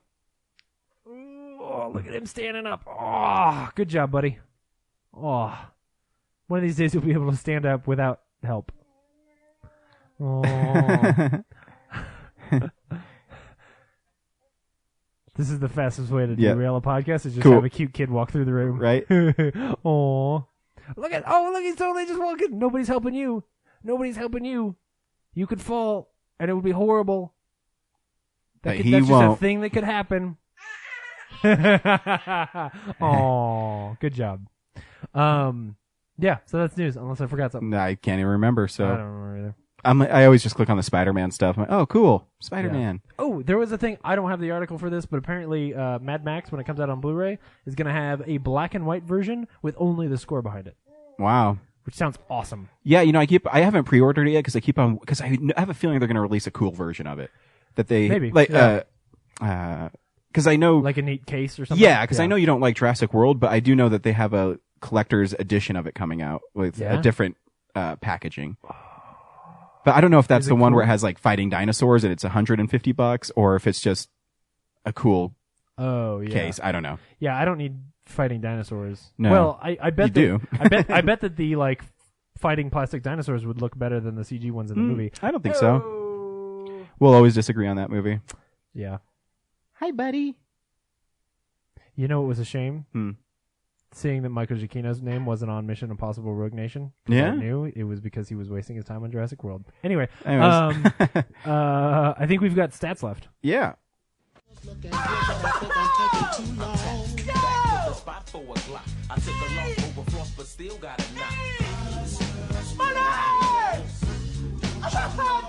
Does that make you feel good just to say that?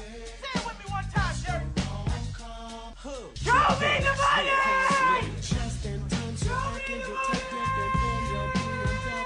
You love this black man!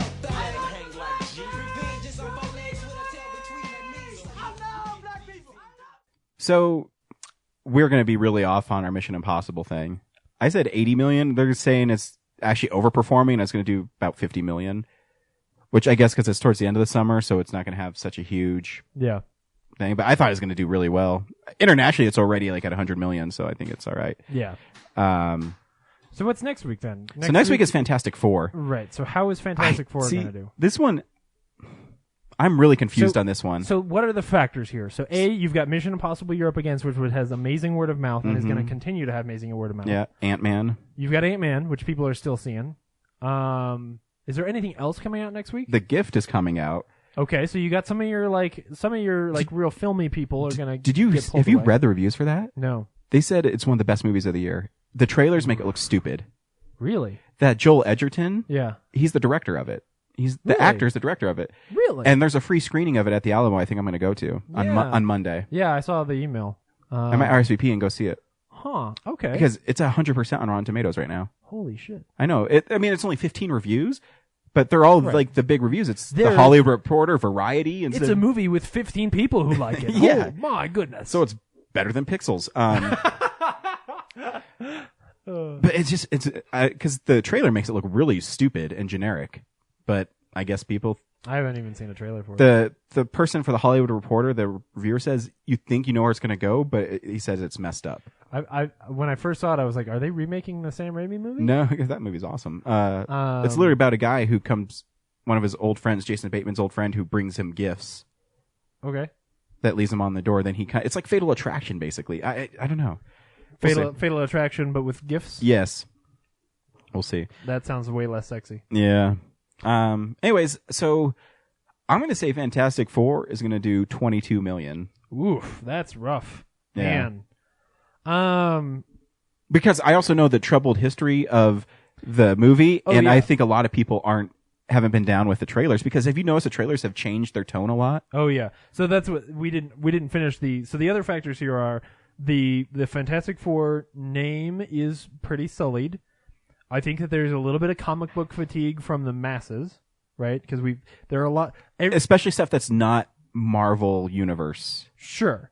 Everybody knows they have to see those movies, but the people who are like, man, like I don't care about comic books, those people are worn out on comics, because all of the big movies they see throughout the year are comic book movies. And so I think they're going to skip this one. But I still think, I don't know. I still think it's going to do probably, I'll say like 31. 31? 22, 31. Yeah, not great. It's still going to get its lunch eaten by Rogue Nation, but we'll see. Yeah. What are they hoping for? Do we know what it I costs? don't even. I think it cost $150 million. Yeah, they're not going to make their money back. Because that means that with I always hope a movie is going to be good, and maybe I'm not seeing it. I'm not seeing it in the trailers right now. This isn't a judgment of whether it's good. This is a judgment of whether or not the populace is going to go see it. Yeah, right. I just don't know. Because there's too many factors in it right now. Yeah, right now, based on the trailers I've seen, I don't really want to see it. Like, yeah, like we have to see it as well. Yeah, like there was a moment there where I was like, can we just go see The Gift instead? Like, if that's available? And I was like, no, we're not allowed. I think Henry Jarvis is going to join us next week. So cool. I look forward to seeing him. Yeah. I want to see it. I like everybody who's involved, except for apparently the director who's a dick. But we don't know personally, but nobody likes him in Hollywood. Yeah. I know that as somebody who has that opportunity and squanders it the way that it sounds like he did. I know, it's really disappointing. I don't appreciate it. And especially when someone who would kill for that opportunity. Yeah. Oh, yeah. Yeah. Anyway, so Stan Lee says you're going to love it. The greatest pitch man in Hollywood. Great. I'll be honest with you. Excelsior. Has Stan Lee actually made anything good in the last 40 years?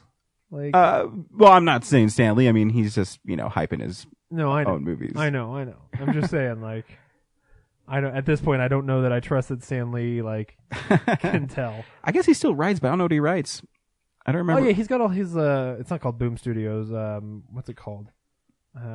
Anyway, he's got like his own. Cartoon thing? Imprint. No, like he's got his own publisher that he runs. I can't remember what it's called. He probably just rakes in the money from the Marvel movies. Yeah. Basically, like he's got a comic book publisher that he runs, where like he comes up with some ideas, and I think other people end up writing them, but like he comes up with the idea of what the book is, or who and the so it's like superhero Stan is. Lee's something. Oh yeah. It's not called Excelsior Comics. That'd be awesome if it was. Yeah. Anyway, so yeah, so we'll see. I mean, we'll see it obviously. Oh yeah. I like Kate Mara. Yeah, me too. And Miles Teller. I really like Miles Teller. Yeah. I like Michael B. Jordan. Yeah. Maybe Reed Richards plays the drums in this movie. Oh, that'd be sweet. Yeah. With his like elastic arms. Oh shit. Yes. Oh, and then the villain is like self-doubt. It's just at the end. No, Dr. Doom's a better drummer than he is. Yes. And they have to have a drum off at the And then Dr. Doom throws a chair at his head. Oh man, Whiplash is a great movie. Oh. Yeah, so this is the third time they're going to try to get Dr. Doom right, so we'll see. Great. Yeah. Have we seen pictures of him yet? Yeah, you see little glimpses of him. He looks like Dr. Doom. Dr. Doom? Okay, that's too bad. I mean, yeah, the thing, he looks great in comics. Yeah. We'll see. But you can also say that they've pulled off Thanos, and I never thought Thanos was that interesting of a character design. Well, they've pulled out Thanos in Stingers. They haven't pulled out Thanos in a movie. That's true. It's Josh Brolin. He sounds scary. Yeah, it'll be fine. This week we went and saw Mission Impossible Rogue Nation. Rogue Nation. James, should people go see Mission Impossible Rogue Nation? Yeah, if you like movies that are Mission Impossible movies, then yeah, you should see this movie. Like, come on. Yeah, this movie's pretty awesome. Yeah. I had tons of fun. And actually watching it in IMAX was pretty awesome. I will say, just to tepid some expectation, for me, this is my second least favorite Mission Impossible movie. It's actually my second favorite. Really? Mm-hmm. Oh, all right. Let's get into it. Cool. Here's a trailer for Rogue Nation. The IMF is uniquely trained and highly motivated. Specialist without equal, immune to any countermeasures. But it is an agency of chaos. The time has come to dissolve the IMF. Now, I want you to choose your next words very carefully. Where is Hunt? Last I heard, he was tracking the syndicate. How come the CIA has never discovered any intel regarding this syndicate? Do you want the polite answer or the truth?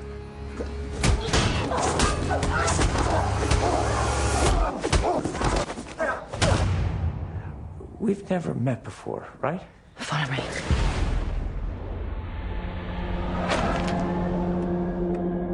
Betty. Ethan, where are you? The Syndicate is real. A rogue nation trained to do what we do. An anti-IMF. They're coming after us with everything they've got. You ready? This may very well be our last mission. Let's make it count. So what's the play? You want to bring down the Syndicate? It's impossible.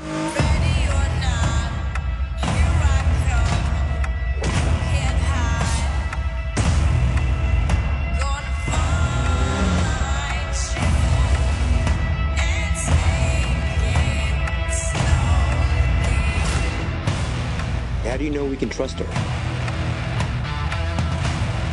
Desperate times. Desperate measures. You have your seatbelt on? You asking me that now? Oh, hey, boys, what did I miss? Ethan? Benji! Open the door! Open the door! Yeah, I'm trying. Oh my God!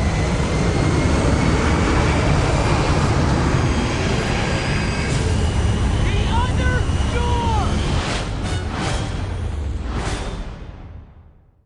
I still think the trailer's super exciting. Oh yeah, no, movie's great. Yeah. So any criticism that we get, first let's geek out a little bit on some of the stuff that's great about this movie. Okay, we'll tell the plot a little bit. Yeah. So the plot is IMF is being disbanded again, and they're also branded as an international fugitive Again. and Tom Cruise has to prove his innocence again. Hey, wait! Why are you making all the points of the things I'm gonna like shit on later? Like, no. Let's move to the good things first. That's still good things. So in IMAX, that opening scene, the stunt where he's on the airplane, holy shit!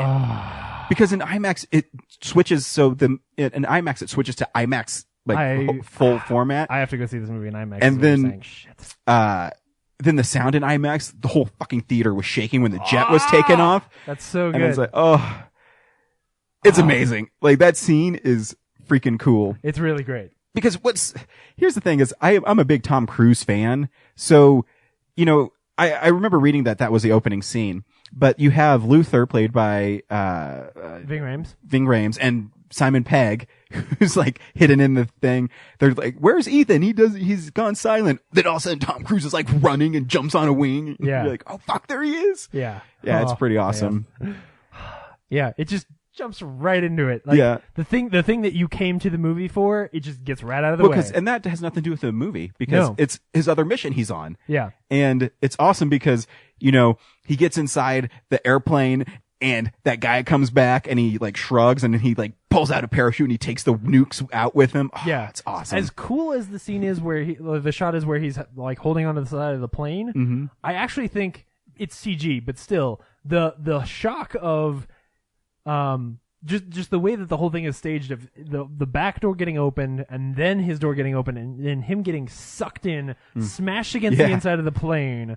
Like, that scene very quickly becomes way more thrilling because of like where Ethan ends up. Yeah, then inside the plane is more thrilling and dangerous than outside the plane, because which is so cool. When he hits that, you're like, oh fuck. Oh yeah. Well, and then he's like deranged, and there's a bad guy who ends up in there because the wrong door got opened, and so like all these elements start getting into play, and you're like, okay, this is a well crafted little scene. Yeah. My fear was that, and it even the setup feels like, hey, we have to get Tom Cruise onto the side of this plane, but that happens, and then that is just a piece of the setup for a much cooler set piece inside the plane. Awesome. Yeah. Awesome. So Alec Baldwin plays the director of the CIA who wants to get rid of IMF because of basically what they've done through the whole movie. Through all of the films, This is, I think, the first movie that's actually called back to all the other Mission Impossibles. Yeah. Because he also talks about the first one where they stole the list of agents. the fourth one where they blew up the Kremlin. Yeah. There's a reference to the rabbit's foot early in the film, which I was like, ah! Yeah, it's the movie is fun. And it is. And I also say Rebecca Ferguson is pretty badass in it. Yes. One of the best things about this movie for me is that Ethan Hunt fails a number of times, and Rebecca Ferguson's character is badass through the whole thing. Because like he keeps getting blocked for one reason or another, and she keeps having to come in and save him, and like her character is just really cool. Yeah, her character is a really interesting spy, and that's what I love about this Mission Impossible movie is it kind of brings back the twisty spy stuff. Yes, where you don't trust her, but then you start to trust her, then you don't trust her, and and I think that when we end up finding out like what her situation is, it's a really cool idea for this spy who's like, she's stuck undercover. She actually doesn't have any kind of exit for what she's doing. She desperately wants to not be doing what she's doing anymore, but she can't get out. It's a really cool story. It is. And, it goes from there to Morocco, where they have this sweet, badass motorcycle car chase scene. That scene's really good. Through the mountains, dude. Yeah. So when the motorcycle, when he cuts on the inside and bumps that guy, and the guy falls off the motorcycle, and the motorcycle explodes off the side of the cliff, it's so cool. See, the thing is, Christopher McQuarrie is the director of this, and he directed Jack Reacher, which has another badass car chase scene. And Edge of Tomorrow. No, he's the writer of Edge of Tomorrow. He's not the director too? Mm-mm. Oh, really? Doug Liman was. Oh, you're right. You're right. I'm sorry. That's okay. But he's able to craft chase scenes really well. Mm-hmm. And at the end of the movie when Tom Cruise is running really awesome, and Rebecca Ferguson is running with him, and then they have that like really sweet, tense like knife fight. Yeah. Where she's stalking him and the camera. Oh, so awesome. The death of the Bone Doctor at the end is one of the coolest fights in a Mission Impossible movie. Oh yeah. Like, it's so good. And watching her like climb up his back, and you're like, oh, here it comes. It was like watching wrestling, and like that like the final move is about to happen, and you're like, oh, it's coming. It's coming. Oh, it was good. But gruesome in the right ways. Yeah. Like you felt like they were actually hurting each other. Because they were dude, that movie, it's shot so well because they're inside those pillars. Yeah. And It's really the camera's like swooping around, following. Oh, it's so great. Yeah, it's really and even there's a part where, he's underwater and he has to switch the passcode so Benji can get in and steal the list, and like it's just swelled, crafted, and intense and suspenseful, and Tom Cruise being awesome. So, I don't like that sequence. Why? Something about it just doesn't work for me. It feels that's the one for me that feels very contrived. It's like, okay, we have to figure out how to get him underwater for a while, and like it feels so much like a movie thing. Like all the gates that Simon Pegg has to get. When I compare that to like them breaking into the Kremlin in 4. No, not anywhere near as cool. And the set pieces are bigger. Like the danger is theoretically bigger, but all the elements of that sequence are so contrived, like so made up and fake, that I just don't. No, I didn't buy it at all. And then you like. Tom Cruise held his breath for 6 minutes to film that. I know. It's too bad. It seems cool on its face. And there are elements of it I really like. I love that like he fails again, and then Rebecca has to come in and save him. But that was honestly a moment where like I lost a lot of momentum. Really? Yeah, I did. But see, then he's like, he was just dead, and then he tries to be really cool and slides over the top of the car and eats shit. That's awesome. Yeah, the effects of that are great because that's followed by the Morocco car chase, which is fantastic. And it's better because since he just died, his brain is out of it, and so he's not really thinking very clearly, and he's not driving very well, and he has to recover while he's in this car chase. That whole element. And it was interesting too because the movie at that point kind of took this funny turn to it with Jeremy Renner and Ving Rhames, where he said, "You just had to get the 4x4, didn't you? We're in a car chase." Oh, yeah. And it picks itself back up really quickly. But there was this moment where right as that car chase was starting, I was like, "Oh man!" Like I just really felt down about the movie all of a sudden. It was really too bad. It was just all of those elements to me. Like, okay, there's this super convoluted like storage facility thing, even though like it does not feel anywhere as cool as breaking into Langley, and that movie is 20 years old. What I actually said in my Tom Cruise article is I think Mission Impossible is one of the definitive action movies of the 90s. I think it's one of the most solid series ever made. Because saying that this is my second least favorite, I really like Mission Impossible 2. It is my least favorite of the movies. Yeah. But it's really fun. Well, yeah, I mean, I really like it. That's why I always said each one has its own sensibilities. It has its own director. They each have their own little take on it. I mean, my favorite Mission Impossible is Ghost Protocol still. But, this one's really close. And then, I mean, Mission Impossible 3 is really close. I mean, I could... Oh, yeah. I think there's arguments for all of them. Yeah. Like, it's hard for me to say anything is better than one because one is all that stuff you were talking about as far as, like, the intrigue and who do you trust and all that stuff. I think that has that's to do with great film. The director, too, because it's Brian De Palma, so it has a little more of the mind stuff to it. Yeah, he wanted to make a great spy thriller, right? It wasn't a big blockbuster action movie. Then after that, they become blockbuster action films. What I was saying, though, is like I think it's a definitive action movie of the 90s because it has the scene where they're breaking into Langley where he swoops down and, so stops. good. Yeah. But, also the scene where he's in the diner and he throws the gum on the aquarium and it blows up and he has to run out. And then inside the train with the helicopter. I mean, there's so cool. There's moments in that movie where you're like, oh yeah, this is one of the best action movies of the 90s because just of what it is. Yeah.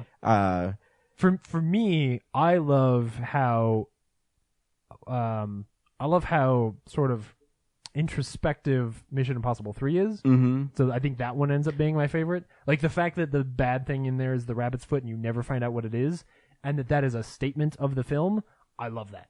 Like, and of course that's one of those things where J.J. Abrams is pandering to me specifically. Like he wrote that script being like, "Oh, James will just eat this shit up." Like, I think I like Ghost Protocol and Rogue Nation more. Why? Is because he doesn't say Humpty Dumpty sat on a wall in it. I agree with you. Humpty Dumpty sat on the wall is the worst line of dialogue in the whole series. Yeah.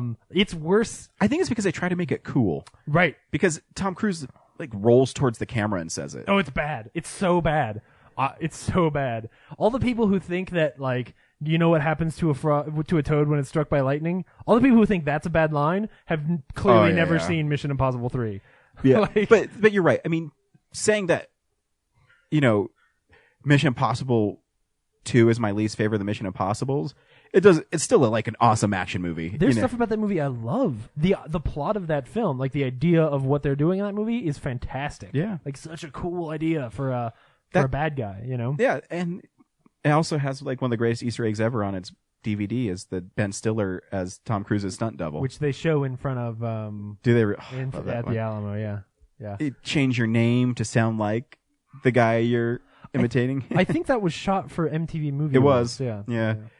The Tom Cruise does most of his own stunts, but we make good use of the other Tom Cruise. All right, cut. It's just him being punched. Yeah. Look, he's harmless. He's harmless. I don't think we've ever finished each other's sentences. Oh, yeah. Yeah. But yeah, I think Rogue Nation is lots of fun. Yeah, it totally is. I think for me, there are two problems that I have with it. One is that the convoluted water action sequence that I don't love. But the other one is actually how sort of meandering the plot seems to be at times. I think they have the idea. A lot of the ideas here are really cool. I think they're just executed either out of order or not as well as they could be. So the villain, I love the idea of the villain, right? Like he's Ethan Hunt, but he's always a step ahead. He's basically Moriarty, right? So it's Ethan Hunt fights Moriarty, which is awesome. I think that the choice to put him in a turtleneck was bad because then at the He end looks like Steve Jobs, right? Yeah, and I had a trailer for Steve Jobs before this, so Michael Fassbender's pretty awesome in it. Dude, even a guy like me who doesn't like Apple very much, I watched that movie and I'm like, oh, I want to see. Well, it's Alan Sorkin. Yeah. Oh yeah, it's Alan Sorkin. Aaron Sorkin. Yeah, it's Aaron Sorkin and Danny Boyle. So Yeah. of course I'm gonna like it. Yeah, Like, of course. Come on. There's just bits of I dialogue. think they have a in it. drug trippy scene. They're going to. God, that's why I don't like Danny Boyle. Well, yeah. Steve Jobs did a lot of drugs. I man. know, but Yeah, that's gonna be in the movie. I Sorry. know. I'm gonna have to get upset like in 127 hours when It won't be that bad. I hope not. He's not gonna have visions of computers. He's Like, going to. No. He's gonna have an No. apple's gonna come at him and it's gonna take a little chunk out of it. And he's Remember, like, yeah, man. It's still written by Aaron Sorkin. Oh, that's right. So we Yeah. might be okay. The script will be tight. Yeah, I guess we might be okay. And dialogue heavy. And the funny thing is, we're way off topic here, Yeah. but I didn't even know Aaron Sorkin wrote it until there's like that scene where Fassbender's walking down a hall and he's talking. I'm like, oh, dude, this has to be Sorkin. It totally is. Yeah. Yeah. Anyways. So what did you think about Rogue Nation? So the other thing, so the plot just sort of, it can be kind of meandering. Also, I think that Alec Baldwin is miscast. Of all of the like CIA or spy, running, like whatever you call it, the bosses, right? Directors. Sure, yeah. Well, I don't want to say that because I don't mean like the film director. I mean, Well, like he's the CIA director. Yeah, That's yeah. Of all the guys who have been in there, like he is no Lawrence Fishburne in Mission Impossible 3. Like I don't remember who it is in 4, but like even Eric Bana, who ends up being the bad guy in his film, like all of those guys feel more a part of this world. Whereas I feel like Alec Baldwin is always like he's always on the edge of wanting to be funny. Yeah. I don't appreciate that. There's even some scenes where he is being funny, and I'm like, you stand out here. Yeah. so I can just- neither nor confirm or deny. Right, that was great. Yeah. So I don't know. There was just like the basic plot itself Mhm. is so good, but I never felt they never really earned that villain for me. Mm. So like dude, that last shot of Lane getting dropped into the glass cage and then them pumping the gas in and him like just feverishly like smashing himself against the glass is so cool. Like it's an amazing end for an amazing villain that I didn't ever get to meet is what it feels like. You But I know? still love too at the end when Tom Cruise like pushes it over and is all pissed off. Yeah. It's awesome. It feels a little bit like the victory feels a little bit empty because I don't actually feel like Lane ever got one up on Ethan. He just always sent more dudes. Does that make sense? Sure. Like But remember at the end, his Ethan plans sat weren't down and he's genius. like, I thought about this too. Yeah. It's awesome. That sequence is great. I'm just saying, like, that sequence is an amazing way to beat a villain that I was told was really smart and was really evil, but I don't know that I ever felt it. Mhm. You know? Sure. So anyway, that is sort of that's the reason why, in the end, I look at this like all of the other villains on all of the other like main stories in Mission Impossible movies. It's actually really fairly straightforward. There's just twists and turns along the way. This one, it's hard for me to kind of pin down like what the real point and threat was, at least for like while I was watching it. He wants to be rich and rule the world. I guess. Yeah. I don't know. I don't know. It had cool action pieces, and Tom Cruise is awesome. There's something to be here. So here's a good way to say it. They talked a lot about what the villain was trying to achieve, and they explained that really a lot, I guess. In Mission Impossible 3, they never tell you what's really going on, and the villain is far more terrifying and threatening, right? Well, yeah, I mean, like with very little, they do a lot, and here I feel like they have a lot and they do very little, which is a shame. But I will buy this movie and watch it a lot. Yeah. So don't misread it. It's just. Well, I mean, it's hard to compete with Philip Seymour Hoffman's bad guy in number 3. I am gonna shoot you in front of her. Yeah. Let's go watch Mission Impossible 3. I'm down. Oh, man. So good. Next week, we're seeing Fantastic Four. Yep. We should maybe have Henry Jarvis on. He's shooting his movie right now, or Yeah. he's in post-production. So hopefully he'll be able to come on. We can line it up. I will send him an email. And yeah. Yeah. what we're doing. We accept the submission. Keep your eyes out and for whatever Brad posts and whenever the 48-hour film festival thing happens. I think it's usually a couple weeks. Yeah. But still, keep your eyes peeled. Keep your eyes peeled. Thanks for listening. Thank you. Bye. Bye. Visit our website, realnerdspodcast.com. You can tweet us at real_nerds. You can email us even, realnerds@gmail.com. Like us on Facebook. Hey, stream us on Stitcher. You want to call us? 720-6nerds5. And download us on iTunes. Just search Real Nerds. Thank you, Joe Kempter, for the wonderful voiceover. And also Spark Mandrill for the wonderful late-night jazz smooth sounds of movies. You can find him on SoundCloud. This has been a Nebulous Visions production. Is that the first time we ever said bye at the same time? Probably.